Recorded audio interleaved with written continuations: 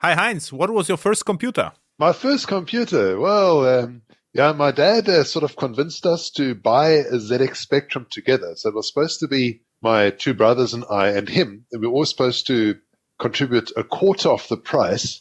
And then we were going to buy a ZX Spectrum 48K together. And I never paid my part. I don't think my brothers did either. So my father bought this computer for us. Okay. And it was kind For of him, challenging. right? For him this was the strategy. Yes, exactly. It was for his business, and Yeah. he was going to do, I don't know, his spreadsheets. They bought a spreadsheet program. But that machine had I think they made it on a Friday afternoon or something, because every now and again it would just reboot. I think it got too hot. So it was incredibly unstable. It was very, very frustrating because, you'd sit there waiting for, I don't know, half an hour to load the game, and you'd start playing the game, and then, crash, it was gone. Okay, was it the ZX Spectrum with the rubber keys? The small one? Of course. Yeah, okay. Yes, Because I had the next generation. It had proper, plastic keys. So this is keyboards. Oh, no. Actually, I got a Decatronix keyboard for it eventually, which was, slightly bigger and proper keys, and also more space inside, because we could never figure out why it would just reboot randomly. And we thought it might be overheating. But we had an old house, so I think it was just very wonky electricity in that house. Or it was just a Friday machine. So I tried all sorts of things to try and reduce the temperature, with heat sinks and so on. Nothing worked. It just crashed every now and again. Okay. And then my dad eventually upgraded to a IBM compatible PC, 8088. Mine never crashed, actually. Or I cannot remember. So it was pretty stable, I would say. So something wrong. I think it was just absolutely terrible. And the worst was, of course, like most people our generation, we got these computer magazines, and you type in this game, and you have to type, and then save, and then type, and save. And if you don't hurry up, then it just crashes. You got to start from the beginning again.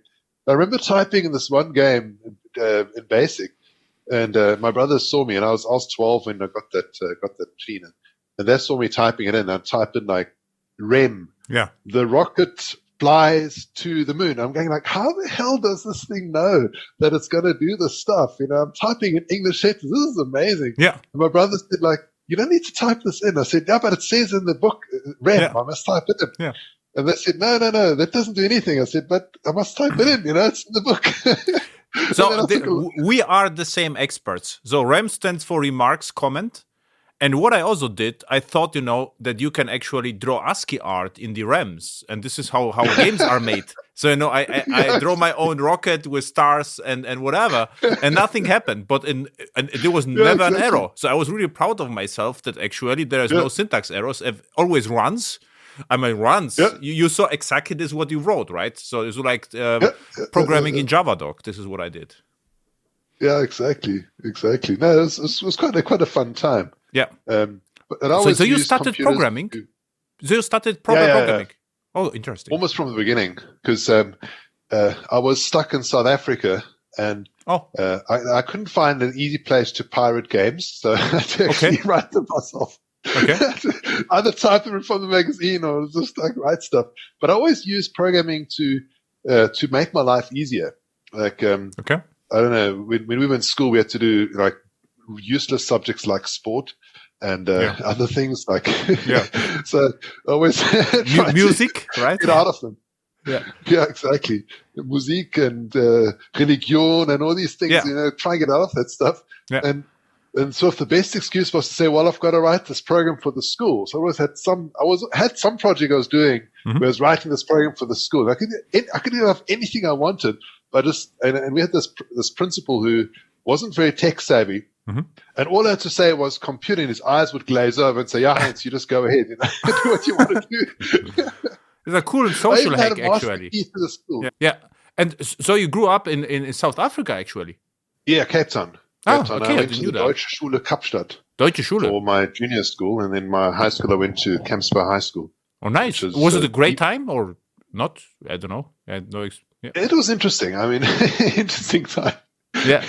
South Africa was a very strange place at the time. If you took a time machine now, Adam, and you went back to South Africa in the 80s, you would be very like you wouldn't know what's going on. And the funny thing was, in the junior school, I was in this German school, and the only teachers that came from Germany are those who really liked an adventure. You know, they would go hunting in Namibia during the holidays, and they got danger money, and like, okay. They weren't your normal German teachers, right? Okay, so they looked a little bit, strange, right? Like Sylvester Stallone. They were very odd. Yeah, very odd people. Okay, yeah. So great. So that's actually interesting that you started right away programming. So I started to playing game first because they came with the Spectrum. I remember there were some cassettes, but then I was really curious how it works, because if you turn the computer on, there was like a cursor. And you had actually to write something like load, right, to load the game. So you always have to interact via the keyboard. What is your first program you wrote in BASIC? Oh, gee.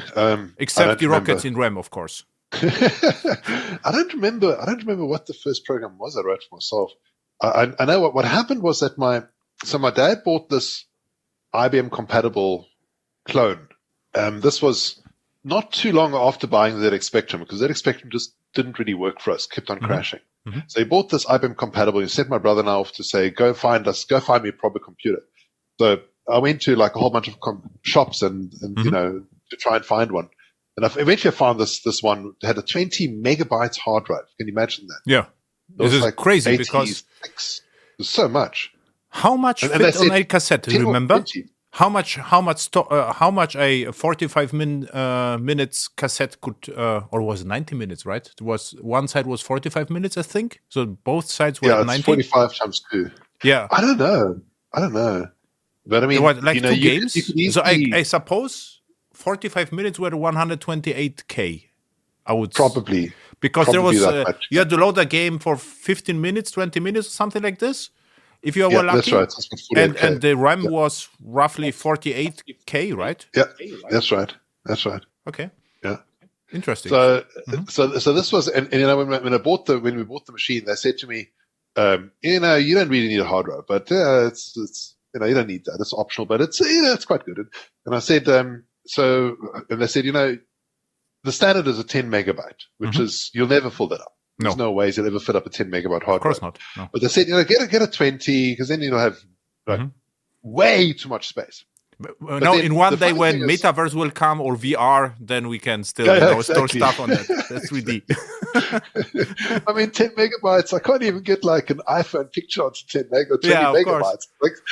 But you can write a lot of Java code, 10 megs. Yeah, that's true. Yeah, that's true. So we bought this machine, and the people that sold it to us, they wrote a program in GW Basic.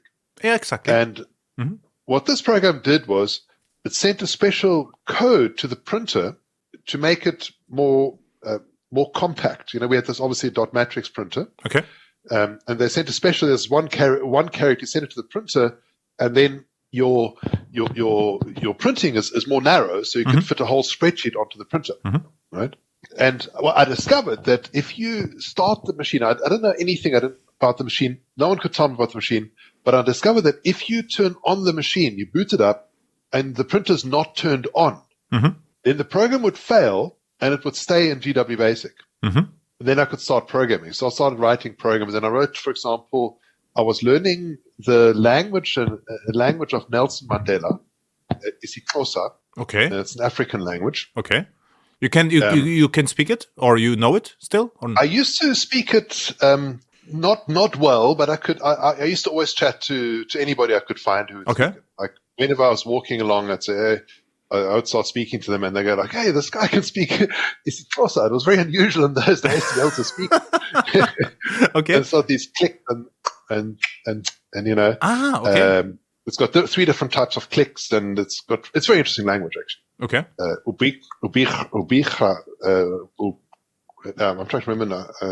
Anyway, they've got a whole bunch of different clicks, but the point is that I wanted to learn this. I was learning this language in school, and so I wrote myself a little program to practice this language. And so I'll just do this program over and over again. I wrote programs to teach me typing. So whenever I tried to learn something new, I'd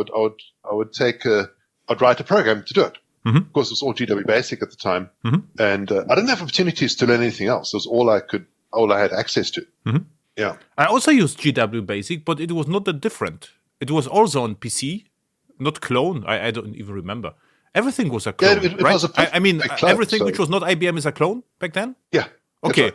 Because we had AAG, then was it a clone, right? AAG, like the washing machine. It's a clone. Okay. So I didn't know that because I thought you either had the real thing or you had a clone, right? Okay, so I never had I never saw actually IBM PC then. I always had their clones. I've seen IBM. I never had that clone, but I worked with clones. In school, everywhere were just clones. There was never an IBM. Yeah. Right. Okay. No, never IBM. But even the clone was, unbelievably expensive. Like my father paid it off, I think, over 70 years. Oh. So with interest, it was in today's terms, it would have been like 10,000 euros. That's so more than the stand for the Apple display, right?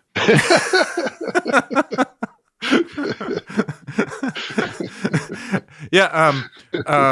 It was expensive, but the ZX Spectrum was also expensive back then. I remember. And the clones, which CPU was it inside? Was it 286 or what was it? No, it's 888. So this 888, and the funny thing is we had a switch at the back because the default rating, the default speed was 8 megahertz. And there was a switch at the back to turn it down to 4.77 megahertz, which was like the standard 886 speed because some of the games were too fast to play of course. At 8 megahertz. Yeah. Like, boom, you're dead. Yeah. Okay, try again. Boom, you're dead. Yeah. Yeah, you already had 20 megs of RAM, so you had also your CPU was also too fast for back then. No, not RAM. 20 megs of hard drive space. Yeah, we had not RAM, hard drive, of course. RAM was 128 kilobytes of RAM. How much RAM? Kilobytes. 256 kilobytes. Okay, I thought 128, but 256 was already a lot back then. That was a lot, yeah, it was a lot. And then eventually we upgraded to 640. We got a 40 megabyte hard drive, and my father used that machine for a long time, a really long time. I remember once at Java 1, you also, came with the machine. It's like, what is it? It's my machine, I'm just kidding. I always try and nurse my machines for a long time. Yeah. You spend like a fortune on these things, and you know that as soon as you buy them, you've lost, 30% of the value. So I do try and keep them going for quite a long time. So what I did with my servers, because it is a huge waste. If you, the chassis for a server, for a tower, is fine. Yes. And they are actually old ones. They are just thermal take or whatever. They're just perfect. So what I did in one point of time, if I had two chassis, I just rotated, the chassis and just threw away just the motherboards. And this was the best idea ever because you could just incrementally, keep your server up to date or your tower. This is what I did for a long time. So this was actually a perfect idea, and I still like it because the chassis gets worse and worse from the quality, and it does matter. It has to be a big one, and interesting. So you are actually a natural born programmer. It's interesting. You played any games or never? Yeah, I've played games. I try to play games, but that's right. Again, unfortunately, I didn't have access to great pirated material. I didn't have money to buy them, so I would have pirated if I could, but I couldn't. So I was stuck at the end of the world, in South Africa. So in South Africa, there should be just hackers. There should be a Silicon Valley then, because there were no games. Everyone was forced to program with you. Well, Elon Musk grew up in South Africa. Ah, yeah.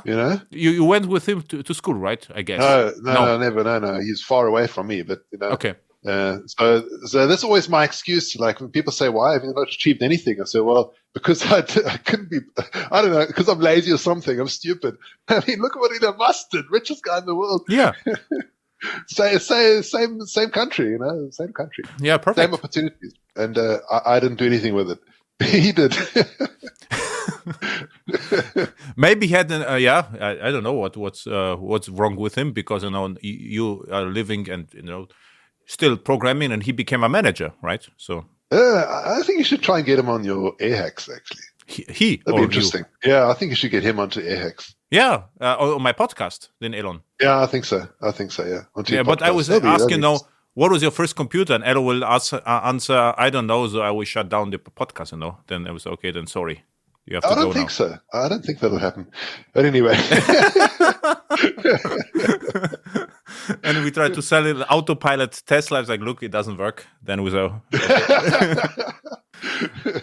Okay, perfect. So you are the natural-born programmer, and you spend a lot of time with GW Basic. So what was the next programming language? So that was, I didn't, as I said, that was from about, I don't know, I did Basic all through my teenage years, and then I went to university, and of course we did Pascal. That's like the beginning language to a Pascal. And university was still in South Africa? Yeah, that was the University of Cape Town. Okay. Which is the best university in Africa, the whole continent of Africa. Okay. The best? So, yeah, the best. It's best, yeah. The best in Africa. And it's actually quite highly rated. I think it beats like Vienna University, for example, in the global rating. So it's pretty good globally. But that's where I went. And we learned Turbo Pascal, I think it was. Pascal. Yeah. At the beginning, and data structures and all that jazz, algorithms, and so on. You enjoyed that? When I went to lectures, yes. Okay. I spent most of my undergraduate time playing snooker. Okay. I found the computer science lectures to not be very challenging. Okay. And we sort of fudged our way through the first couple of years and rather concentrated on getting better scores playing snooker than really working on my grades. My parents never knew that. They thought I was like really a good student, but I'd go to there and just play snooker. But anyway, is snooker the billiard? point is that it's like billiards. It's like it's the billiards with lots of balls, right? Okay. With all the red balls in the middle, and then you have different colors, and you got to get the first red one, and then a colored one, a red one, colored one. And billiard has less balls, or billiards has got 3 balls, I think. Okay. On how much balls you had? Gee, I don't know. You're asking me a question. 5 plus 4 plus 3 plus 2 plus 1. It's 15.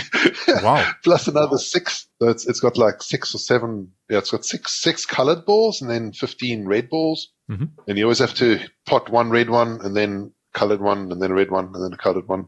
Okay. And I had a wonderful friend who lived on the campus and in a residence, and they had a full-size snooker table in their pub. So we'd sneak off instead of going to lectures. We'd sneak off and play snooker the whole day long. Okay. But I did all my assignments, and I'd always finish all my assignments on time. I never had it in an assignment late all through my university career. So that's what we focused on. So doing the assignments. And we did go to the occasional lecture, but they were rather boring, as you can probably imagine. So, I mean, but the how it's called, sneaker or snooker, is a snooker or sneaker? Snooker. Snooker is a slow sport. Snooker. This is no slow sport with no high latency, so you can learn in between. Something happened, then you can learn a little bit and then come back, context switch and do something with your ball and then learn again, right? So you have lots of time. Yeah, the context switching is always a problem, right? Because it's like you get into programming, like you're busy doing some code, and then your wife comes and says, "What are we eating tonight?" That's all she says. What are you eating tonight? And you've just done the big context switch out of the programming mode. And I was like, okay, great. Now I've got to get back into the concentration mode. I answer nothing. I don't know what you eat tonight. You have to answer nothing, and then you just get nothing, just or no. Just no is best answer. If it doesn't. Yeah. Because I'm the cook, so I'm the chef. Okay, that's the problem, right? Okay. But then I've got to go do the context switch all the way back to what I'm working on. Okay. And it takes a bit of time to get back into that. Unfortunately, we don't context switch as well as programs, as computers do. Yeah, but better now than before with ZX Spectrum, because if there was a power outage, so everything was gone. so we never had, the problem with context switches, because we always have to, write everything from scratch. Yeah, just type it in again. Exactly.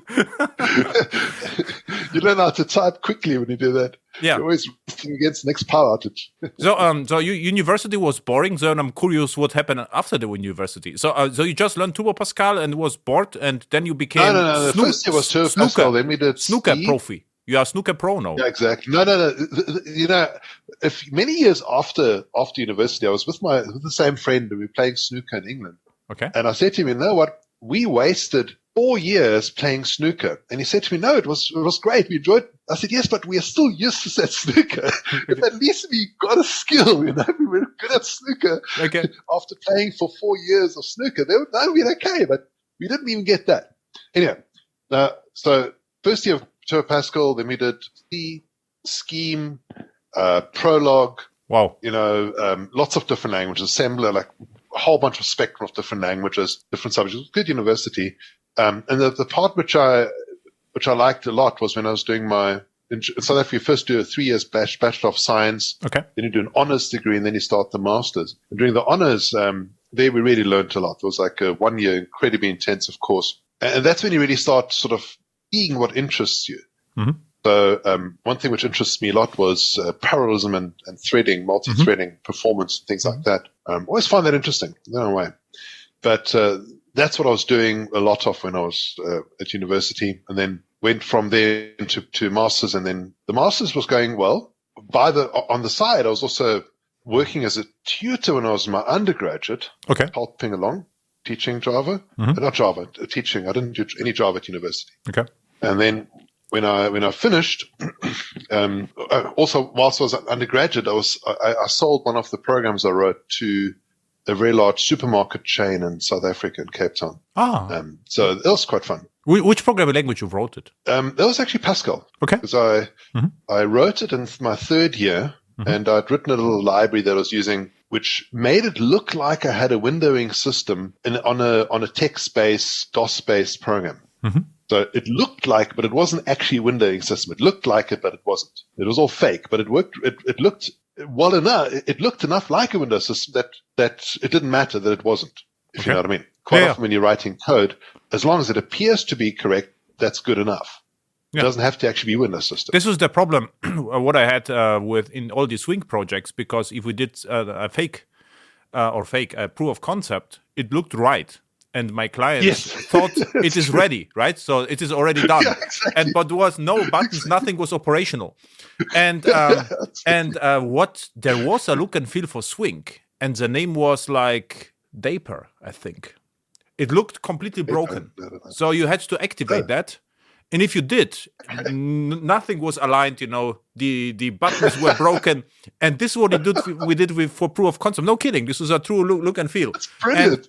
And then everyone knew, it's broken. And what I also do right now, if I have a web components project, I never apply the best CSS. I try, without CSS first.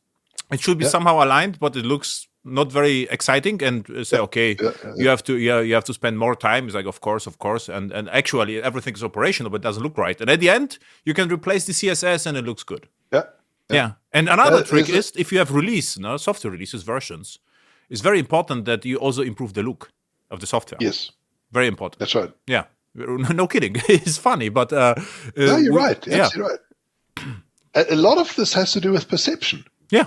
Absolutely. Yeah, I'll give you another one, which I think you'll like. We were doing an ERP system, and the thing we were doing was like a front end to an ERP system. So the front end, the back end was some other language, and then we had like a Java thing that was speaking to the back end. And the perception was that Java took a very long time to start up. That was the perception, right? And I went to see the director, who was like in charge of the project, and he said, "This thing doesn't start up." And I said, "Well, show me." And he's like, he clicks on it, and then he goes to somewhere else. But now the first problem was that the actual login dialog was not a modal dialog. It wasn't connected to a frame, right? So he'd opened it up, and then he'd check his emails, but then the dialog was like behind his emails. It didn't appear in his list of tasks. So then he'd open it again, and again it wouldn't open. So he'd open it again, it wouldn't open. So and then there were two problems. The first problem is that it took a while to open, and it wasn't connected to a frame. And the second part was that sometimes there was a race condition, and sometimes it actually didn't start. Right. So what we did was obviously we fixed the race condition, so it always started. And then what I did was I connected to a frame, and I immediately showed the login dialog before actually loading the application. Yeah. And in Swing, there was even support for that, like a splash screen support. You could load. Yes, I could have. This was before the splash screen arrived. Yeah, they didn't have that at the time. But I think the splash screen came after that. And what he also did, what he had to do is in the loading screen a progress bar or something. And in an animated. No, all we did was we used the psychology. So what would happen is he'd click on it, it would immediately show the login screen, and in the background it would load the actual ERP application. Exactly. And then he's scratching his head. What was my login password again? Oh, yes, it was user password was 1234. And whilst he's typing that in the background, we're loading everything. Yeah. So when he clicks enter, boom, there's the application. It's like, oh, Heinz, wie hast du das gemacht? How did you do that? Yeah. How did you get The next time would be great if you, the first 3 times you reject his password, and then you have more time to load. And then say, okay, now it's loaded. Now you can come in. This will be cool.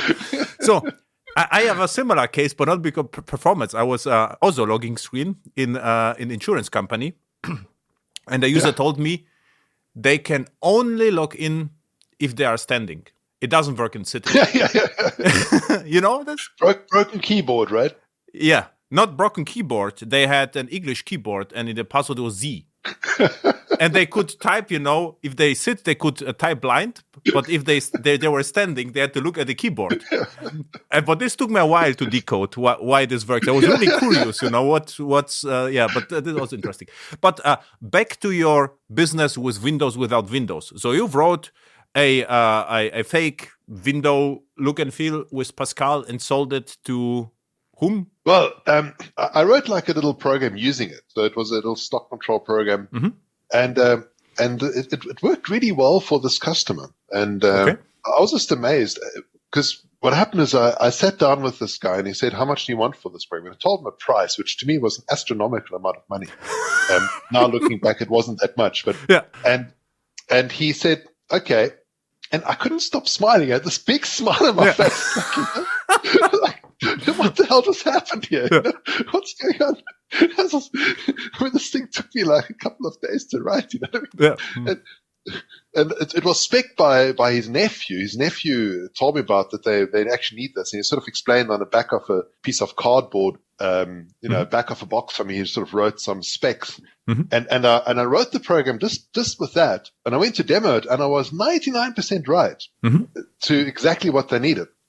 And he just said, "Okay, fine, that's fine."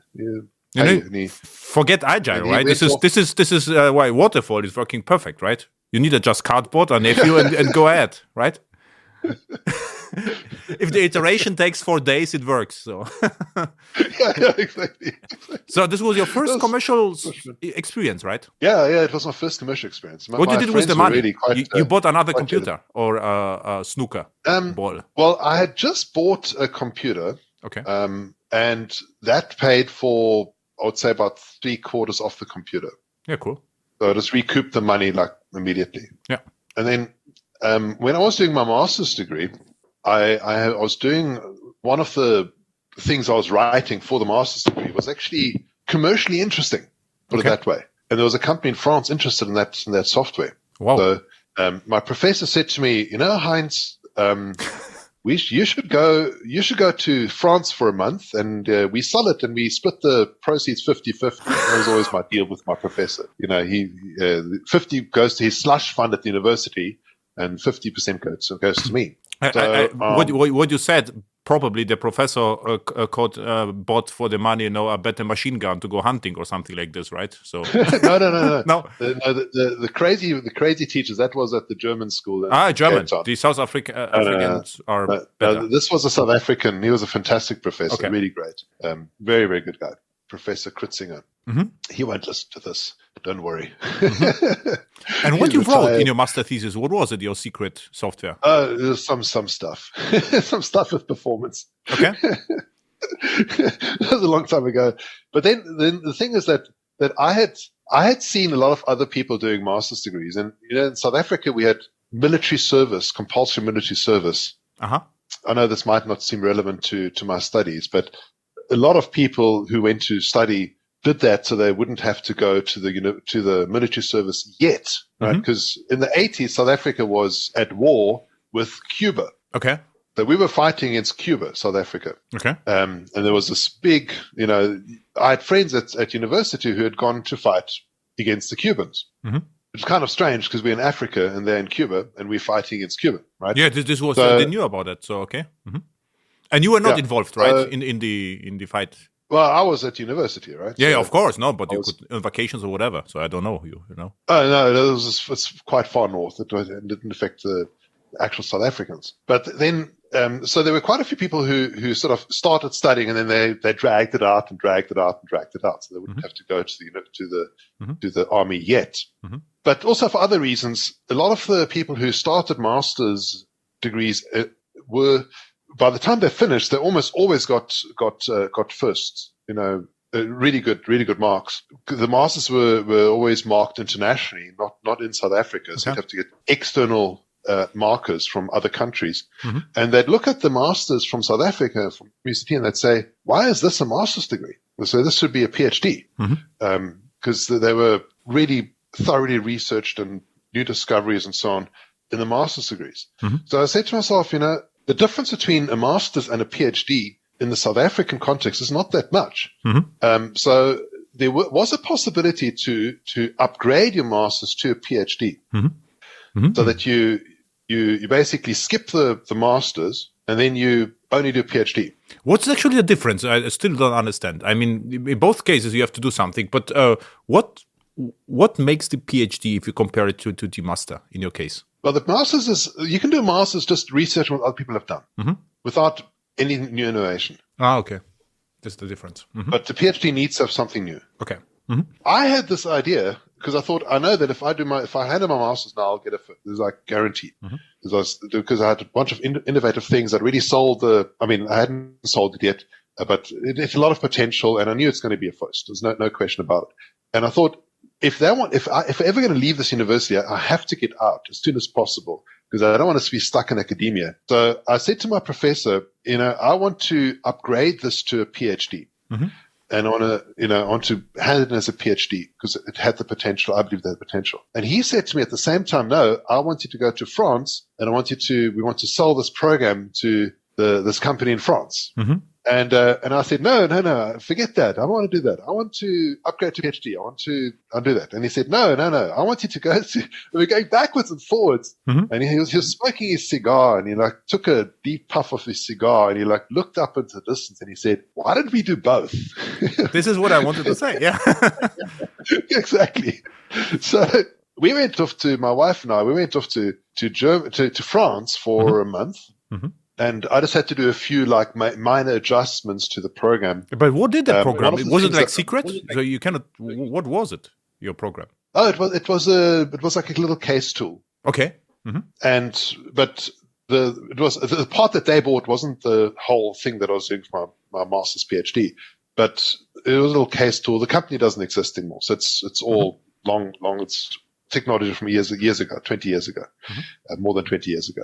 But the funny thing was that the one thing that they asked me to do, which I refused to do, was they asked me to make my program crash more often. Oh, never heard about that. No, I've never heard of that either. But he seriously, the director, he came to me and said, Heinz, we have a problem. And I said, so what's the problem? He says, well, your little program is more reliable than our program. So they had a program that ran on Solaris, and my program could run on Solaris, but they bought the Windows version. And they would give the Windows version to their customers to use, and my program was more reliable than their program. And maybe so their program would crash. Your company started chaos engineering. This was behind the chaos engineering as a service.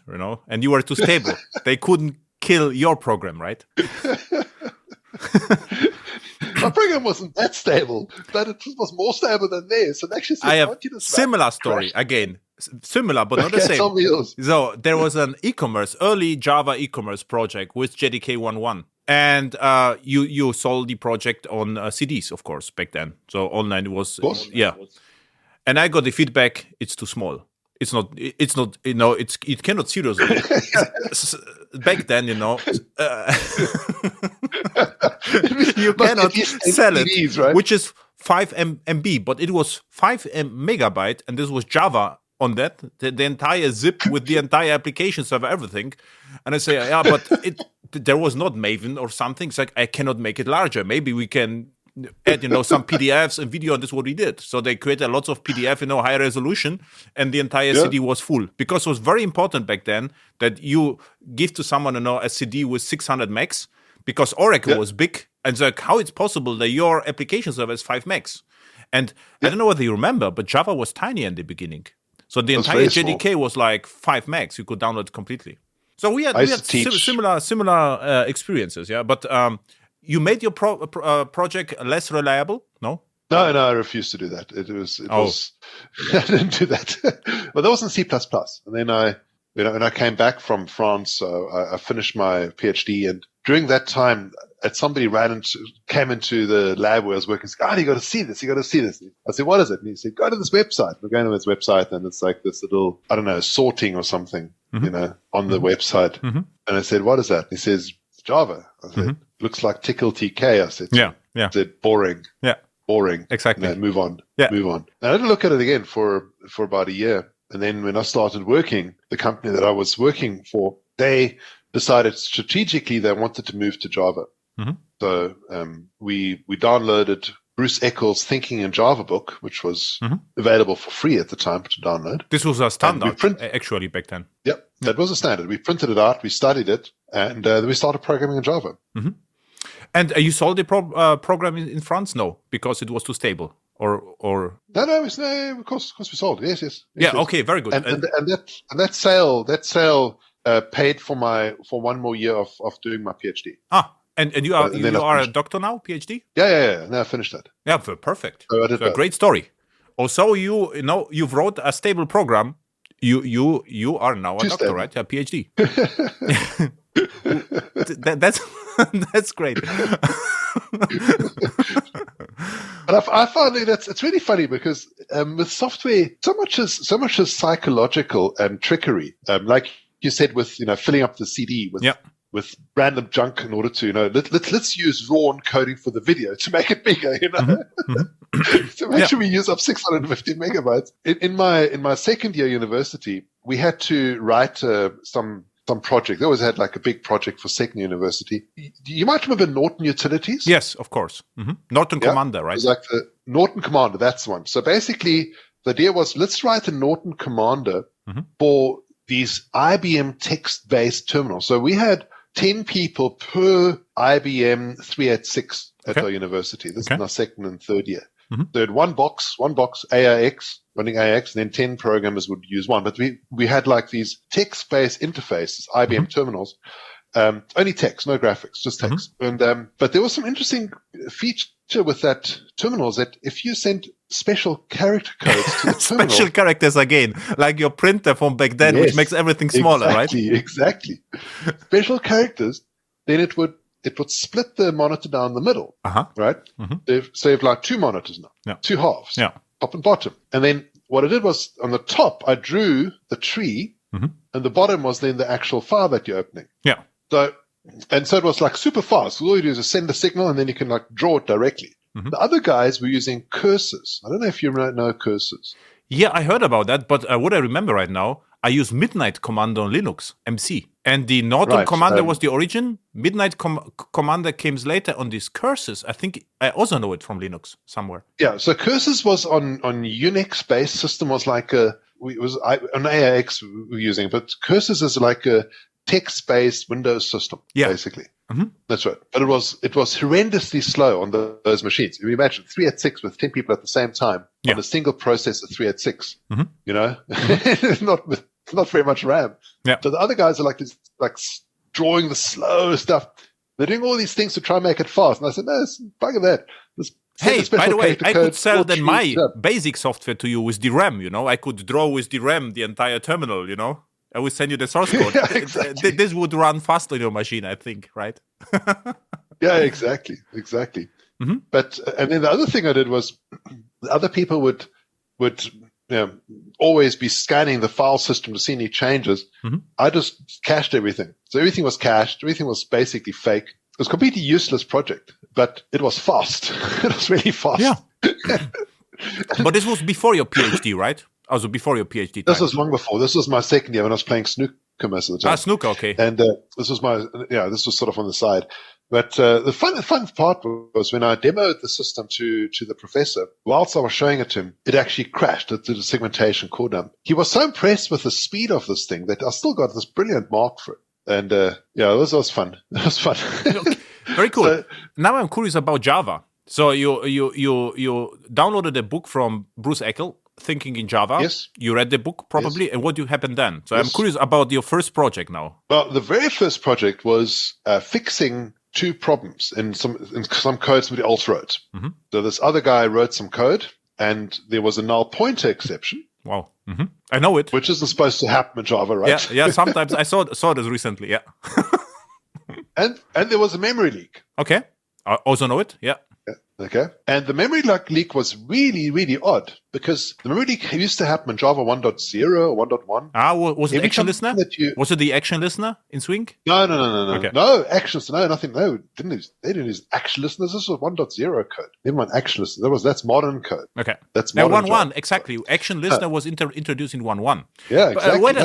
But this is impossible what you're saying right now because you said you saw Java and then you didn't like it. You waited a year and then you started programming again. So then it was 1.1. It might have been less than a year. It might have been 6 months. Or you saw Oak, what I also did, you know. It. Maybe you saw the predecessor of Java, you know. You saw the preview. That's possible. This is possible because I remember I saw it there was 96. 1 year between 1.0 and 1.1. Yeah, I saw it in 96 and I started coding in Java probably March or so 97. Yeah, round about then, March, April 97. Mm-hmm. But before I really started working with it, I had to fix this bug. And the memory leak was interesting because it used to happen that every time that you started a new thread, mm-hmm. it used to leak some native memory. Wow. This was a bug in Java, early version of Java. Okay. So basically, we just reused the thread instead of starting new one all the time, and the memory leak went away. Yeah, and you sold it as enterprise thread pool, right? This was long before we had enterprise anything. Yeah, no, but just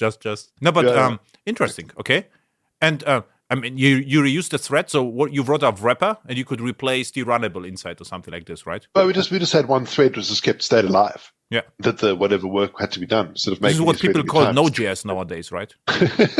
Something like that. Very good. So, so what happens after? I mean, this doesn't seem like a huge project, keeping one thread running. So, what was No, there was just trying to fix it. But it's really funny with that project because they had the student doing it. I mean, what was it? They paid him almost nothing. What was it? But then afterwards, they had to pay professionals to maintain the code. Mm-hmm. So they actually paid a lot of money for that code because of all the maintenance that had to go into it to keep it working or to actually make it work in the first place. Mm-hmm. That was really fun.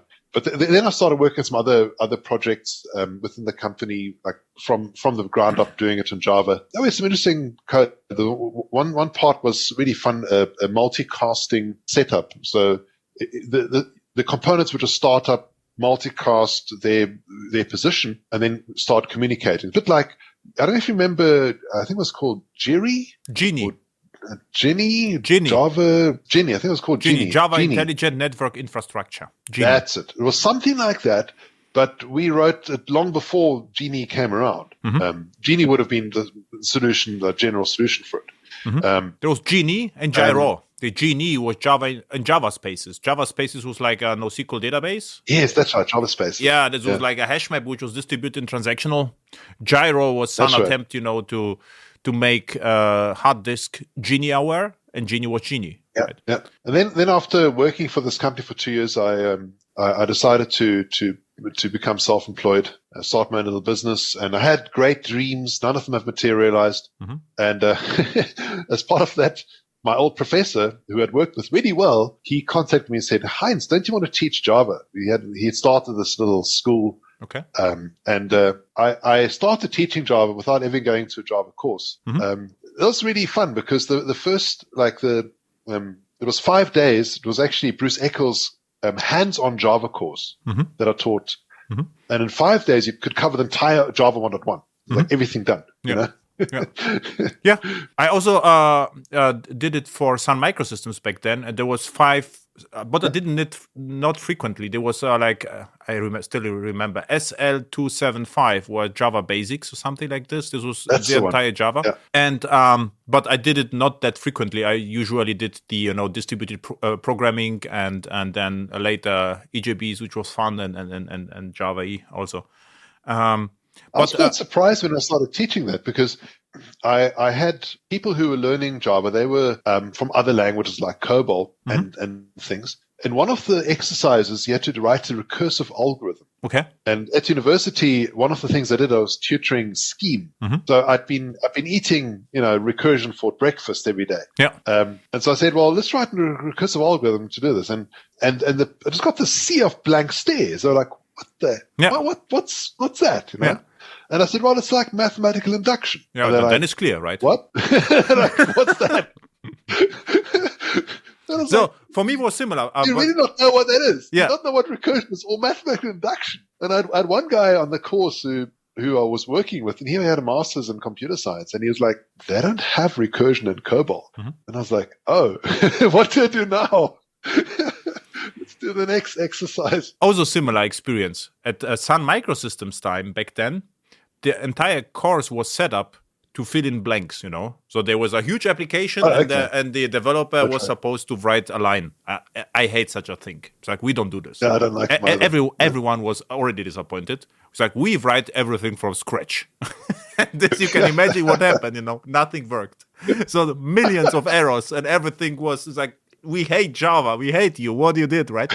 But public static void main. No, class path, everything. And then at one point of time, it's like, okay, you are allowed to use Eclipse, right? So I showed the first day, this, and this was Eclipse at Sun Microsystems. We were supposed to use NetBeans back then, but NetBeans was before 5 was terrible. It's like, no NetBeans, Eclipse. It was awful. Yeah, completely no rebel guerrilla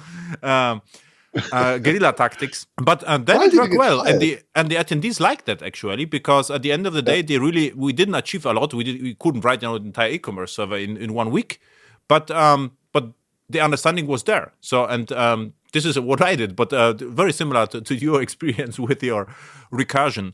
But what I learned right now is that you did the applets after university, right? So you started Java after university. Yeah, absolutely. Okay, yeah. So you worked already for a company, or you were self-employed? Yeah, I was working for the company, and then the company decided they needed to do Java strategically. So you were a consultant? No, I was working full-time employee at the company, and then they decided to do Java as for their system. Oh, okay. And, so you there were projects inside a company, right? So what you did? Yeah, exactly.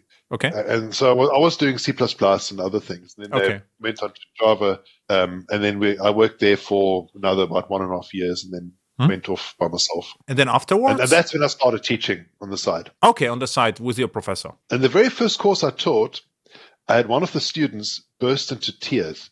This is also quite a different experience. He just started crying. Yeah. I can't do this. And I was like, what do I do now? What am I supposed to do with this person crying? And I comforted her and I said, don't worry, you'll get it. You'll calm down a bit. And I've had all sorts of people started smoking on my courses. And you have to write it on your bio. In my courses, people are crying, smoking, whatever. Would you like to attend? Join me, right? Exactly. If you're feeling too well, join me. Okay, you'll start taking crack and whatever. Then give you some war stories from my courses early. You remember Corba? What it was? Yeah. I do. So there was 1 week Corba course on Friday. 1 week Corba. That sounds gruesome. Yeah, but this was really enjoyable for me, at least as a teacher. I don't know whether for the attendees, right? But on Friday, one attendee says, "Okay, Corba is absolutely crystal clear for him because it got everything. This is distributed computer is easy." He had only one question: What is IP address? So he never heard about IP address, I was like, okay, on Friday afternoon, it's really hard to explain what IP address is. So, but if you got Corba, you will also get IP addresses, right? This was the first thing. So, this happened to me frequently. Such funny stories, or also one. Java was 5 years old at Sun Microsystems, so we get marks, the 5 years and mouse pads and everything. And there was one attendee who was really aggressive. And at the beginning, I asked, what is your programming experience? And he said, okay, he programs 7 years in Java. And behind him, a huge post that Java is 5. Everyone is laughing. He's like, no, I do Java 7 years. Like, okay, let's keep it this way. Maybe Sun is wrong, right? So he was convinced he does Java 7 years. So... So these are interesting stories, and the very last story for you, maybe you will enjoy it. Genie course, high-end Genie course. Yeah, and there is Sun Microsystems in Frankfurt, and one attendee is completely broken. So, red face and completely destroyed. And he cannot even log into the machine. And I asked, can I help you? No, but I have to, and I cannot, right? And what turned out, he didn't want it to tell me this, but the attendees said that. He worked back then. This was like a new economy days. He worked for a heating company. He had nothing to do with software, and his boss sent him to my course with the expectation that after the course he will be able to remotely read the heatings.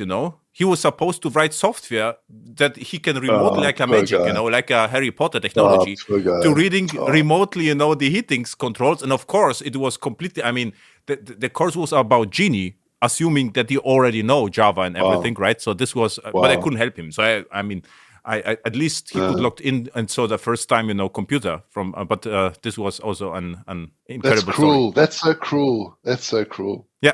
No, but we're joking about our students, but I mean, this was not a joke. This was not a joke. I mean, this was like a crazy new economy time. Yeah. Everyone expected, he after 2 days you become the global hero. That's so cruel. I've had, I've always said that my courses really help to get me good ideas. Because I get such excellent questions from my students. Yeah. When they run the course and they say, but how does this work? And how does that work? And I'm teaching Java to my son at the moment. He wants to learn some Java, so I'll teach him some Java. We did this one thing. In a terminal, on a normal terminal, I ran a program that just printed 1 million numbers. Okay, 2 million on the terminal. And we timed how long it took. And it took like, 2.5 seconds on the terminal. If you run it inside IntelliJ, it took like 5.5 seconds. Okay. Which kind of makes sense. Yeah. Right? Yeah. I mean, you would expect it to run slower inside the IDE, doing the system out print line, than on the terminal. And then I said, now we're going to do it really fast. And instead of printing to the terminal, I piped it to a file. So just the start print line, just the program, and then, greater than to the file. And when I opened the file, it took longer than printing it to the terminal. And I didn't expect that. I was like, that doesn't make any sense. Like, you're not doing any output, and you're just piping it to file, and it's still slower. So questions like that, why is this? Why does this happen? Why does that happen? So very often you get these inspirations when teaching a course that I find incredibly valuable. Normally when somebody asks me a question in a class, especially if it's a live class, obviously, I immediately jump behind my computer screen and I try and answer the question using code. Because then you've got like the answer. You could speculate and say, well, maybe it's this and maybe it's that. But if you actually write the code and demonstrate it, the argument's gone. There's no more like, well, maybe this. There's the answer. Perfect. And also, if you are able to explain something, you learn more. It's hard to explain, but you get other ideas, and then it is you learn the most. I would almost say as a teacher. What interests me, the path you stick with teaching from then to now. Well, the teaching used to be completely a side business. Okay, and then end of 2000, 2000, everything collapsed. I basically lost all my contracts with all my employers, all the different jobs I was doing. And I thought, let me start writing a newsletter about all the things I've learned in the last few years of programming in Java. So I started this newsletter called the JavaSpecialist newsletter. It's not by the Java Specialists, it's for Java Specialists. I've got almost 200 articles already written in 21 years of writing. And it's just, stuff like, for example, now my latest one was this week, actually, on Monday. So you can subscribe still to your old newsletter, right? Yeah, absolutely. It's javaspecialist.eu/archive. You can subscribe, sign up for that. Like, for example, what I tried to figure out this week was how to measure the performance of your common fork join pool. Not that easy. Not that easy, because you need to somehow find these common fork join threads and then measure them as long as they're alive, keep measuring their performance. So I measured the CPU time and the user time, and of course, also the memory allocation, how many bytes were allocated. And so this was actually I wrote some code like this a long time ago, But I needed this because I'm busy trying to add a new method to big integer. Okay. Java math big integer, to do parallel multiply. Okay. When numbers get large, you can do it faster in parallel when they're very large. Why do you need it? Well, you probably don't. But if you're working with very large numbers, then it will be faster. You're working with very large numbers right now or not? No, I'm just playing around. Oh, very good. But because I'm interested, what you did for living. So you have your newsletter. Is it somehow commercial background or not? Well, the newsletter is just a hobby. Right? Exactly. I really enjoy. I was going to say I'm a curious person, but that's probably not the right way to say it. Okay. I have a lot of curiosity. Yeah. I'm curious about the world, how things work, and so I'm constantly thinking about how does this work and how does that work. And so my newsletter is sort of an expression of that curiosity. And I've got a lot of people who are working on Java actually reading my newsletter, and sometimes what I write makes it back into the Java ecosystem. Like sometimes they'll actually change what's happening in Java because of what I write in my newsletter. There's direct influence on that. But the newsletter, it sort of works together with everything else. So it's my programming, my experiments, my research feeds into the newsletter, feeds into my courses. The questions feed back into the newsletter. So it's a whole big ecosystem. If you take one of them out, it's not going to work. Okay, so so you have the newsletter. What else do you have? Do you teach courses? What I learned right now, right? Well, yeah, I teach. The thing is, before COVID, I used to travel the world speaking at conferences, and teaching courses. And you invited me several times to make vacations with you somewhere in Crete or somewhere, right? That's right, JCrete. Yeah, we do JCrete as well. Yeah, little conference here. Yeah, and but I had to reject because no, I don't want to hang out with all these geeks. No. But, I had to reject because of my time, but I would really to apologize now. But now we're talking, almost like we were in Crete right now. I see, your palace behind you, and so this is your newsletter. Then you are teaching courses, and there was what are you doing on online courses? Well, yeah, the thing is the in-person courses they've of course with COVID have become challenging. Yeah. So, but long before, so 12 years ago, I already started investing in online training. Yeah. Because I live in a place which is difficult to travel from. And so I wanted to have some option of working, for example, in Canada or in America. And the funny thing is, if you speak to Americans and you say, listen, we're going to do a course online and you're going to look at the TV screen for 1 week, they're going to say, am I going to save some money? And you say, yes, you're going to save money. And they say, fine, let's do it. Right? If you go to Germany and you say, hey, we're going to do a course online for a week, they're going to say no. And you say, well, you're going to save money. You say, we don't care. And you say, well, you're going to save the environment. Say, we don't care. We want you to fly to Germany and teach us in person. We want to give you all our germs, everything we've got, because we're Germans. So we're going to give you all our germs, and we make you sick, and then you can go back home to Crete again. And I say, but can't we do the course online? And in Germany, it just never flew. I could never do a course online. I've tried it for 10 years. I tried to do courses online in Germany. Never managed. In America, you're going to save 10%? Go for it. Canada, you're going to save 10%? Perfect. We'll do it. Anywhere else? No. We want you to physically come here. And now with COVID, of course, that's all changed. Now people are getting used to the idea of doing online training. But I've been doing this forever, for a long time. But in the past, it was really hard to convince people, and the infrastructure just wasn't there to be able to do it. Yeah. What I've also been doing for quite a while is to do self-study training. Okay. And that's also a very, very good model for people, because not everybody has, obviously if I go to a company, they've got 20 people, it's worth it to do an in-person course, either online or, or virtual or actually being there.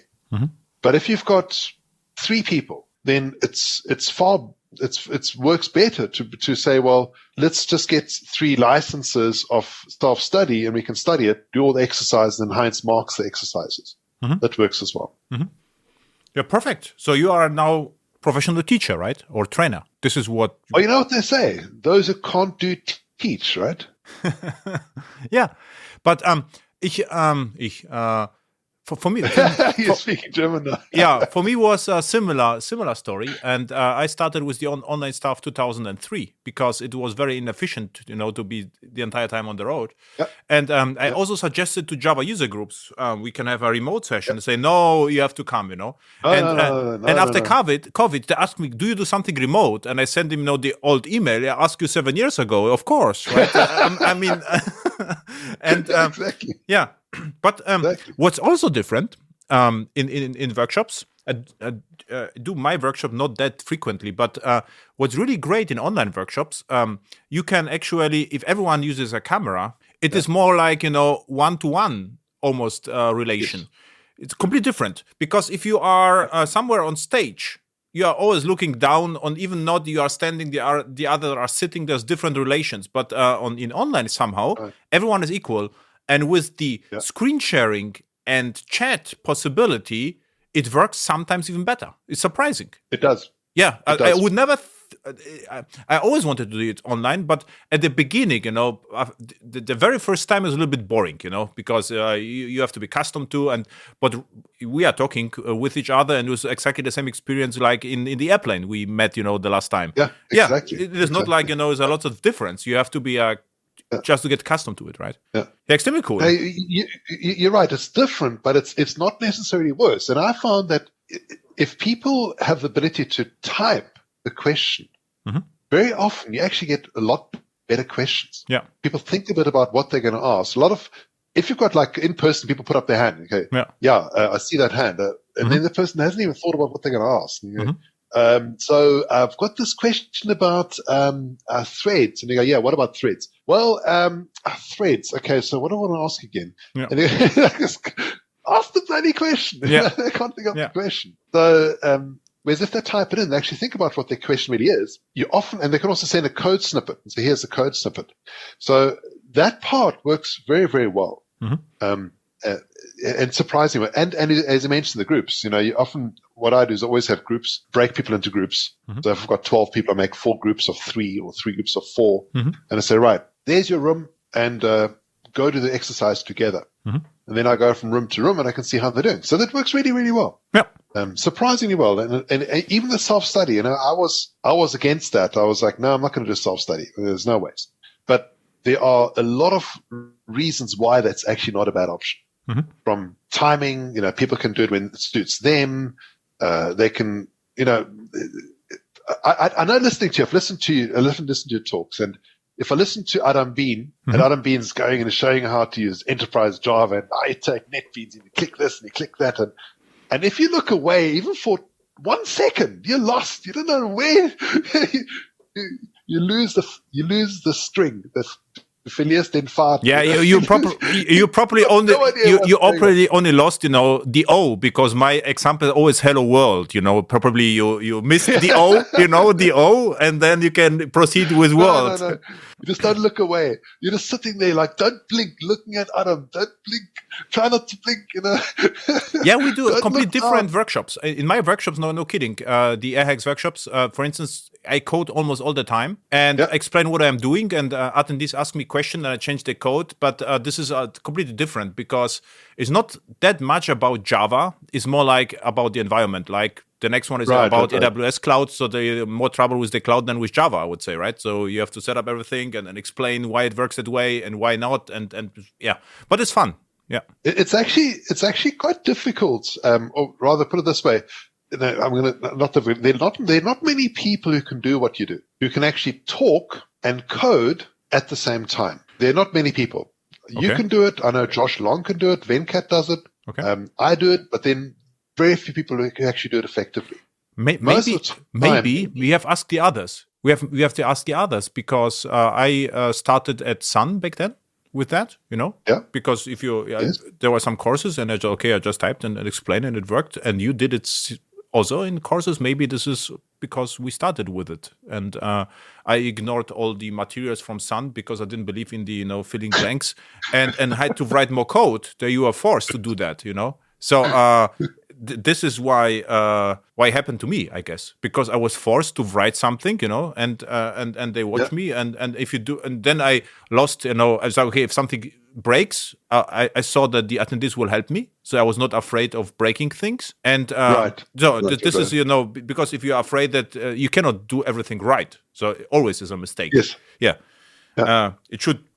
And even right now, I know if something breaks, I can explain why it broke, and we can proceed. So there is no expectation that everything is perfect, right? But this is our okay. But still, Adam, the way that you do it is really great. It's really great. I also saw your course, a session at the conference, and I just remember you had lots of pictures also with tractors, funny pictures, tractors, broken machines, and I think this was you. So we met the first time, and I was surprised that you understand German. So wow, because I talked to you the entire time in English, and then we met, in Switzerland, and after a few years, it turned out that you speak actually German. Yeah, well, my German is not that good. Actually, very good. But then neither is my English. It's, I don't have the vocabulary. What I would like to do is to invite you back, if you like, yes, and talk about some of your specialist newsletters. Just for fun. I'd love to. Because, just no obligations, just talk about higher level Java stuff.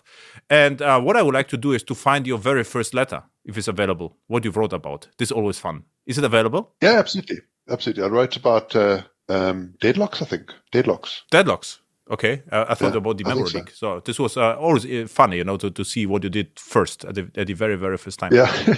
Okay. Okay. Thank you. Where people can find you, and are there some courses around where they can, sign up, or how to absolutely. So how to book you? It's javaspecialist.eu, nice and easy. And if they go there, they can sign up to my newsletter. They can sign up for courses, and they can also get the self-study courses are linked from there as well. So everything you'll find on that, javaspecialists.eu. And the self-study courses are like pre-recorded courses? Yeah, pre-recorded, absolutely. Okay. But the way I do it is I always make sure that I've taught this material a lot before I do the recording. So I always try and be able to answer the questions that probably would come up if you were to take the course. So they're normally quite thorough and quite detailed. They work quite well. I've had some excellent feedback from it. Yeah, perfect. Because I also have such a courses, but I don't call them video courses. This is what I call them. And how I approach this is, if I build an application several times, then I say, okay, now it's time to create a course. Because what I'm doing in the course is I create an app, usually step by step, and explain what I'm thinking. And there's 4 minutes episodes with coding, basically. And every episode is checked into GitHub, so they can. This is a complete different. So it's not like I'm teacher. I'm just coding and recording myself, but it also works well. So yeah, perfect. So hopefully, after the show, everyone will sign up to your trainings. And then you can compete with Elon Musk, I don't think that's my goal in life, but it's really, really always fun talking to you, Adam. Yeah. Adam. It was Adam Bean. Adam Bean, exactly. And people didn't believe me in the Sun courses, in Enterprise Java Beans courses, that my name is actually Bean. One became angry. Yes. So why you make fun? What's your name? It's like, my name is Adam Bean. It's like, impossible. It's like, yeah, this is my name. Sorry. No, we are in Enterprise Java Beans course. You rename yourself or what? It's like, no, look at, I showed you my ID. My name is Bean. Then he apologized. But no, this was... Mr. Bean. Mr. Bean, exactly. I hated the Mr. Bean, and recently I saw some movies with Mr. Bean, and it's actually funny. I thought this is not funny, but it's funny. I like Mr. Bean. And all the gas stations, people say, "Are you the Mr. Bean?" It's like, I'm sorry, no, really not. But I really like the Bean, and everyone has fun with Mr. Bean. Mr. Bean he's a very talented guy. He's very, very highly educated. Yeah. And I think it's very funny too. So I could Enterprise Java Beans are less popular right now. So but I should maybe Micro Bean or something. Should rename myself or something. You need to change your name to something else. Yeah, I don't know to what should we change your name to? I don't know. Micro Bean, right? Microbean. Microbean would be great, actually. Microbean. So, or just rename my first name Adam to Microbean. This would be also nice. Microbean. Thank you. Okay, Adam.